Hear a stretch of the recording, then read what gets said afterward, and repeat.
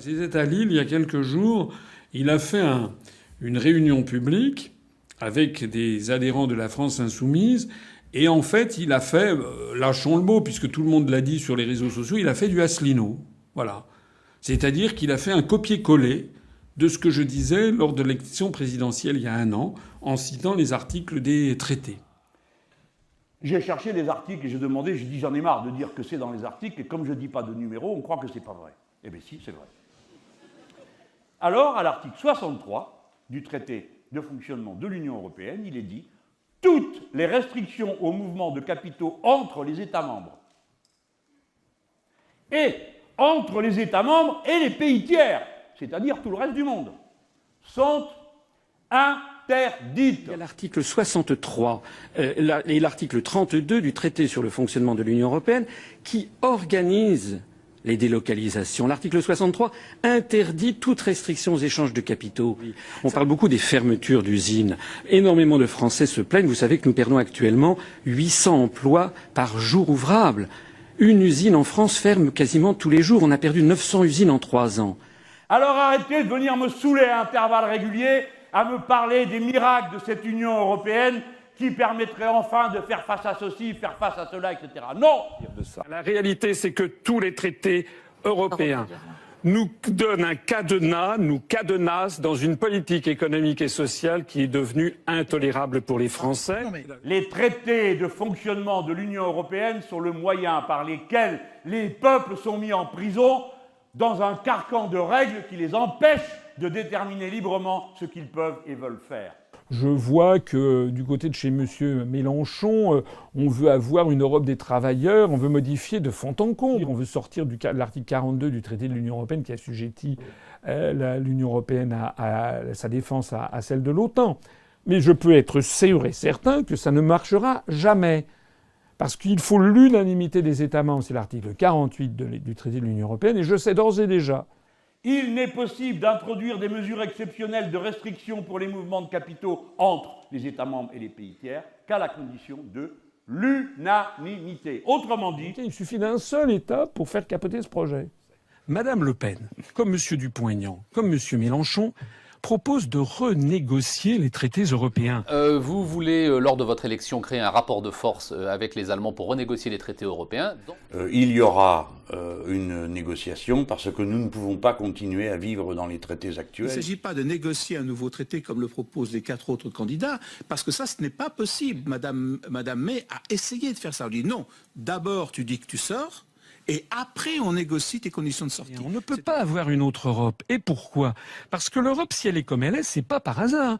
C'est la sédimentation depuis 60 ans d'intérêts nationaux divergents entre 6 pays, 9, 10, 12, 15, 25, 27, 28 pays, dont les intérêts nationaux sont légitimement divergents. Monsieur Mélenchon, Madame Le Pen proposent, bien entendu, de lutter contre la directive des travailleurs détachés, sauf que les Polonais, les Roumains, par exemple, refusent absolument la remise en cause de cette directive. Et si vous vous dites on va renégocier les traités, ça veut dire qu'il faudrait que les 27 autres États et les 27 autres peuples soient d'accord pour s'aborder leurs intérêts nationaux pour nous faire plaisir. Il faut que tout le monde soit d'accord pour qu'une règle puisse s'établir et s'appliquer. Sinon, non. Et pendant ce temps-là, je le disais tout à l'heure, il y a 800 personnes en France qui basculent en dessous du seuil de pauvreté tous les jours. Il a une position sur l'Europe qui est beaucoup plus claire que celle de Mélenchon et celle de Marine Le Pen. Oui, il est très clair. Il dit Frexit, sortie sèche de l'OTAN, sortie sèche de l'euro et de l'Europe. Et il a raison d'ailleurs, si on regarde bien dans le détail.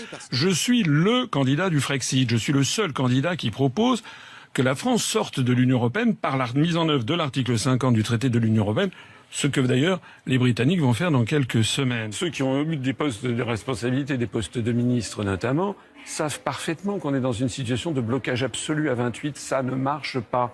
Sauf qu'ils ont un bœuf sur la langue, ils n'osent pas l'avouer devant les Français. Autrement dit, il faut avoir l'accord du Luxembourg, de l'Irlande, de Malte, des Pays-Bas, pour pouvoir lutter contre les paradis fiscaux qui sont eux-mêmes. Voilà. Monsieur Mélenchon en est le champion, par exemple. Il fait des promesses, sauf qu'il ne veut pas sortir de l'Union européenne. Il ne le propose pas. Ne croyez donc pas ceux qui vous disent « il veut sortir de l'Europe, de l'euro ». L'Europe, pour les Français, on la change ou on la quitte. Vous n'êtes pas clair. Ben, je crois qu'il n'y a que pour vous que je suis pas clair, Non. ma petite dame. Non. Parce que figurez-vous, ce que je dis est Un petit peu pour moi aussi. Hein.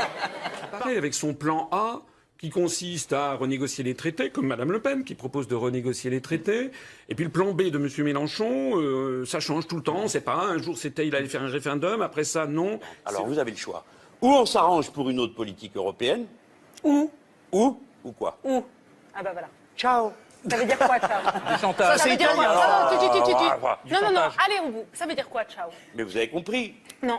Monsieur Mélenchon, je voudrais Non, savoir... non, Madame Salamé, c'est toujours la même affaire. Mais c'est Allez-y. fou quand même. Est-ce que vous sortiriez de l'euro, oui ou non, si vous êtes Mais président? madame- Pourquoi vous ne répondez pas à cette question? Mais oui, mais comment Oui. je peux vous le dire plus clairement? Oui, c'est oui, on Écoutez-moi, sortira de l'euro. non.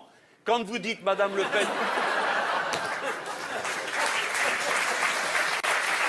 Je pense qu'ils n'ont pas compris. Alors moi je dis à Monsieur Mélenchon, il peut pas dire une chose et son contraire. Et on me dira en faisant les gros yeux, alors vous voulez quitter l'Europe, l'euro, tout, enfin vous en allez vous replier sur vous-même, que sais-je encore. Peut-être même aller adhérer à l'ALBA. Avec le Venezuela.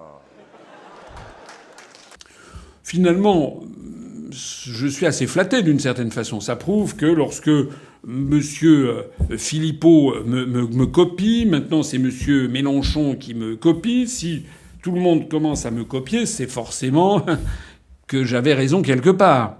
Et que depuis 11 ans et demi, je dis la vérité aux Français. Et comme notre mouvement ne cesse de se développer, et on en a eu un parfait exemple avec l'université, je comprends qu'un certain nombre de forces politiques essayent progressivement de s'approprier certaines de mes idées. Pourquoi pas ? Je prouve même plutôt bien que M. Mélenchon commence à faire de l'éducation populaire et qu'il commence à expliquer à ses troupes qu'il y a en effet des articles des traités européens, comme l'article 63 en effet, qui interdit toute réglementation aux échanges de mouvements de capitaux avec les États membres et avec les États tiers. Ça fait des années que je l'explique. Monsieur Mélenchon l'a expliqué pratiquement en reprenant même les mêmes intonations de voix que moi. C'est-à-dire que je dois occuper ses pensées, je ne sais pas. Hein, peut-être que de temps en temps, il regarde mes vidéos, c'est possible. Ce serait d'ailleurs très bien. Donc tout ça, elle serait très bien, sauf que M. Mélenchon a oublié de citer 2 articles. Le premier, c'est l'article 48 du traité de l'Union européenne qui impose l'unanimité des États membres pour modifier les traités. Il a, au détour d'une phrase, vaguement mentionné le nom de l'unanimité, le mot unanimité, en disant oui, vous vous rendez compte, c'est scandaleux, etc. Mais il n'a pas insisté, comme il aurait dû le faire, sur les conséquences à en tirer. C'est très gentil de dire oui, c'est pas normal, c'est scandaleux, il faut l'unanimité. Il aurait dû dire que c'est un article très précis qui s'appelle l'article 48, qui dit que les traités se modifient à l'unanimité. Et M. Mélenchon aurait dû, dans la foulée, puisqu'il me copie, qu'il me copie en entier, il aurait dû, dans la foulée, expliquer que le Luxembourg, Malte, un certain nombre de pays scandinaves et d'Europe de l'Est jamais n'accepteront de modifier l'article 63. Et donc il aurait dû en tirer la conséquence, c'est-à-dire que on est dans ce système et que l'on ne pourra jamais en changer.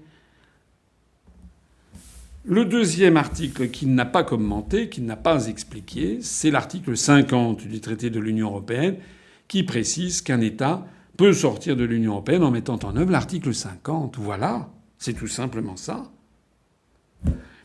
Monsieur Mélenchon, on n'en parle jamais. Il dit tout le contraire. Il dit qu'il va changer d'Europe. Il dit qu'il ne faut surtout pas sortir de l'Union européenne et de l'euro. Donc que propose Monsieur Mélenchon ? En réalité, Monsieur Mélenchon est face à un vrai problème. Le vrai problème, c'est que l'UPR a raison. Le vrai problème, c'est que beaucoup de troupes, d'adhérents, de sympathisants de France Insoumise connaissent nos analyses, y ont réfléchi et se sont rendus compte que nous disions la vérité. Et donc M. Mélenchon voit avec beaucoup d'inquiétude le flot grandissant d'anciens adhérents de France Insoumise qui sont en train de rejoindre l'UPR. Il ne sait plus quoi faire. Parce qu'il y a autour de lui des gens qui lui disent « Mais quand même, les articles et les traités, vous n'en parlez jamais ». Donc M. Mélenchon est obligé de céder des pans entiers et de se rapprocher. Je m'en réjouis. Je m'en réjouis. Mais il y a encore un gros effort, M. Mélenchon, à faire. Le premier gros effort, c'est d'expliquer que puisque les traités se changent à l'unanimité, il est absurde de proposer, comme vous le faites depuis des années, de changer l'Europe, puisque ça n'arrivera jamais. Il faut donc que vous arrêtiez avec votre histoire de plan A, plan B, etc. Il faut que vous disiez, comme je le dis, mes chers compatriotes, l'Union européenne, elle est comme ça parce qu'elle ne peut pas être autrement, parce qu'elle est le résultat fatal depuis des décennies de confrontation d'intérêts nationaux divergents.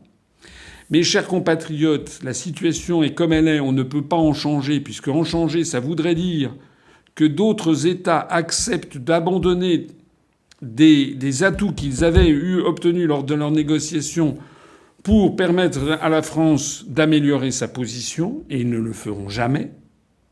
Et Monsieur Mélenchon, vous devriez donc en conclure en disant, comme je le dis, tout responsable politique qui propose aux Français de changer d'Europe ment aux Français et les entraîne délibérément dans une impasse.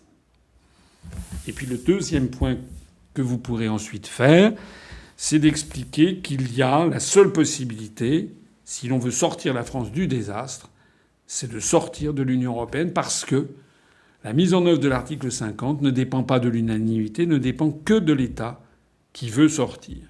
Il s'ouvre ensuite une négociation de 2 ans qui soit aboutit à un accord, soit n'aboutit pas à un accord. Et si ça n'aboutit pas à un accord, le pays en sort de plein droit. On ne sait pas ce qui va se passer avec le Royaume-Uni, mais globalement, c'est ce qui va se passer. Le Royaume-Uni va sortir par la mise en œuvre de l'article 50. Voilà, Monsieur Mélenchon, vous avez encore 2 efforts à faire. Le premier, c'est d'expliquer à tous vos électeurs qu'on ne peut pas changer d'Europe parce qu'elle est irréformable pour des raisons juridiques et des raisons pratiques de confrontation d'intérêts nationaux divergents. Article 48. Le deuxième, c'est qu'il faut en sortir par l'article 50. Et M. Mélenchon, quand vous aurez expliqué ça à vos troupes, vous vous rendrez compte en fait que vous êtes d'accord avec l'UPR sur tout et que l'UPR a raison depuis 11 ans. Et que vous avez tort depuis tant d'années. Vous avez appelé à voter Maastricht, vous avez appelé à voter non à la Constitution européenne, mais vous étiez pour une autre Europe. Vous avez traité de maréchalistes les gens qui voulaient sortir de l'euro. Maintenant, M. Mélenchon, dans les mois qui viennent, nous allons nous trouver confrontés à l'épreuve de vérité au moment des élections européennes. Voilà. Monsieur Mélenchon, si vous étiez un homme d'État, vous diriez à vos troupes « En effet, je me suis trompé. C'est l'Union populaire républicaine qui dit la vérité depuis 11 ans. » Et d'ailleurs, vous pourriez rallier l'Union populaire républicaine. Notre bureau national se prononcerait sur votre adhésion. Et pourquoi pas nous rejoindre ? Et pourquoi pas